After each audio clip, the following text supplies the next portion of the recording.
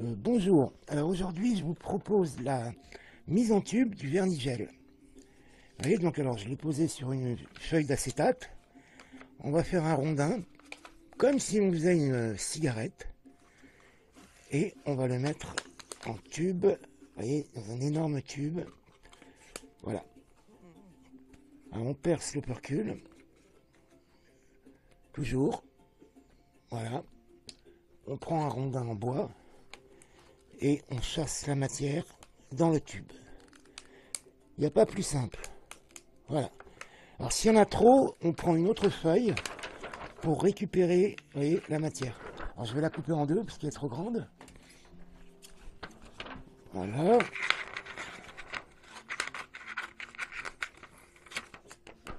Alors bon, on la prépare d'habitude avant. Hein. Mais là, on a l'air pas mal en quantité.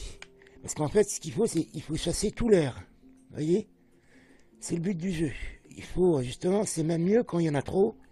Vous êtes certain qu'il n'y a pas d'air dans votre tube. Voilà, c'est parfait.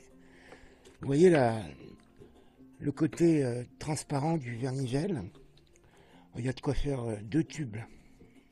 Avec ça, plus ça, il y a 3 tubes. Alors après, on tapote. On enlève la feuille d'acétate, vous voyez, qui est vide.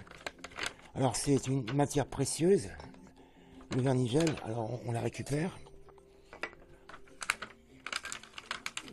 Ouais, il y a quand même un tout petit peu. Alors comme c'est ixotrope, ne vous inquiétez pas que ça soit liquide, hein, ça redevient gel au repos. Voilà, en plus c'est très agréable, ça a des fragrances de lilas avec le terpignol que j'ai mis dedans. Voilà, donc pour la mise en tube. Tout ce qui reste maintenant, c'est à fermer le tube. Alors, il y a deux méthodes.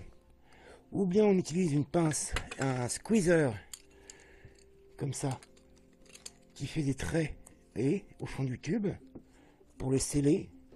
De toute façon, un tube, c'est jamais étanche. Hein. C'est pas étanche à 100%, malheureusement.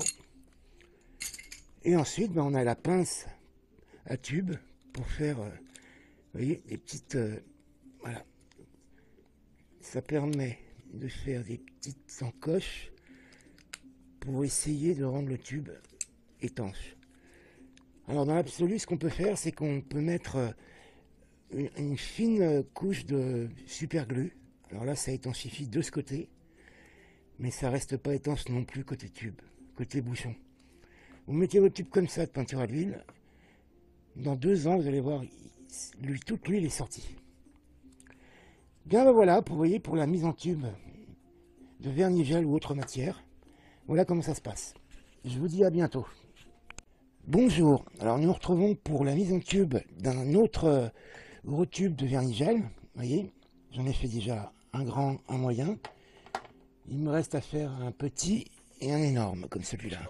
Alors vous voyez, vous prenez une feuille d'acétate, vous posez votre matière sur le plus long côté de la feuille. Ensuite, vous vérifiez à peu près. Là, il y en a un peu trop. Mais c'est pas grave parce que, comme je vous expliquais, il faut que la matière soit chassée pour enlever les bulles d'air. Pour enlever l'air qu'il y a. Alors, ça vous paraît peut-être un peu excessif, une grande feuille comme ça. Mais je vous dis que si vous prenez une feuille plus petite, vous allez en mettre partout. Donc, il vaut mieux prendre une feuille énorme que vous pourrez nettoyer hein, avec de la térébenthine. Ça se récupère une dizaine de fois, une feuille comme ça. Surtout ne pas oublier de percer l'opercule avec le côté, vous voyez, pointu. Sinon, vous allez voir, toute la matière ne pourra pas rentrer, vous allez en mettre partout. Vous voyez, qu'est-ce que j'avais dit? Mais c'est ce qu'on veut, parce qu'il faut chasser l'air. Et sur toute la longueur. Alors après, on va tapoter le tube à la verticale, mais déjà, de ce côté-là, vous voyez, voilà, on est bon. Il faut laisser ici 4 cm, parce que sinon votre tube qui n'est pas étanche va laisser s'échapper votre liant, votre huile, quelle que soit votre peinture ou votre médium, et vous allez en perdre un maximum. Alors que là, vous voyez, il y a moins de risques. Vous comptez à peu près 4 plis. Donc là, je les ai. Moi, je jette la feuille, parce qu'il y a du plomb dans le vernis-gel, et Donc comme c'est une matière toxique, pas la peine de s'en mettre partout. De s'amuser à nettoyer ça avec des West Spirit et compagnie. On utilise assez de solvants comme ça tout au long de l'année. Après, je prends un squeezer de son nom. Vous voyez, ça permet de faire des rainures et de d'étanchéifier plus ou moins le tube. Un tube, c'est pas, comme je le dis souvent, hein, c'est jamais étanche, ni d'un côté ni de l'autre. Hein. Mais bon, on tâche de faire ça au mieux. Alors c'est pour ça que les tubes doivent toujours être tenus à plat, parce que sinon, vous avez le liant qui s'échappe de ce côté ou de ce côté. Alors qu'à plat, ça reste stable. Quand je vois ceux qui accrochent leur tube à la verticale, je me dis, voilà. Mais oui, les fournisseurs ont prévu. Du coup, ce qu'ils font, c'est qu'ils ajoutent dans les peintures des matières gonflantes. Vous voyez, ils ajoutent des celluloses synthétiques pour que le liant et la peinture restent en cohésion.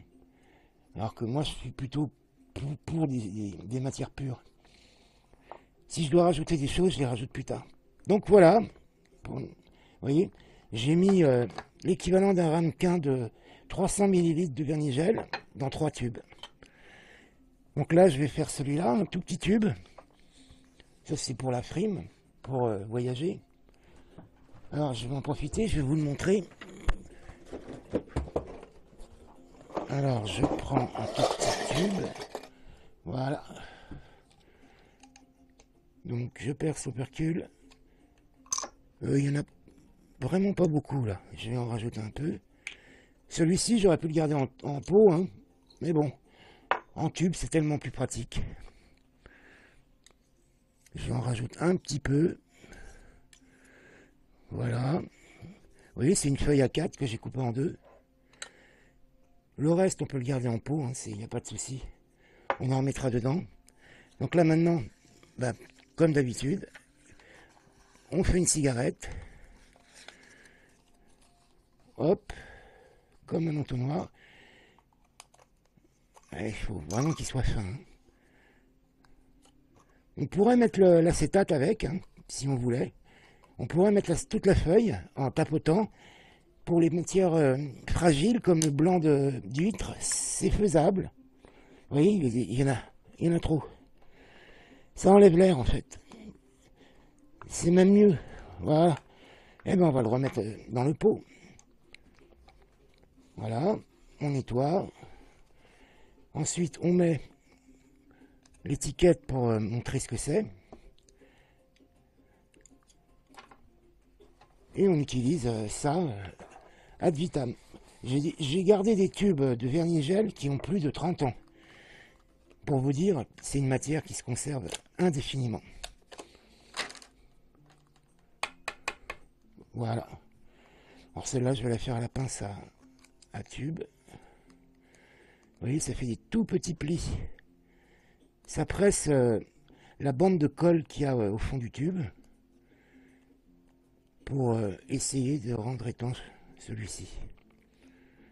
Et bien voilà pour la mise en tube de matière. Là, en l'occurrence de matière gel, de médium. Eh bien, je vous dis bonne peinture, à bientôt.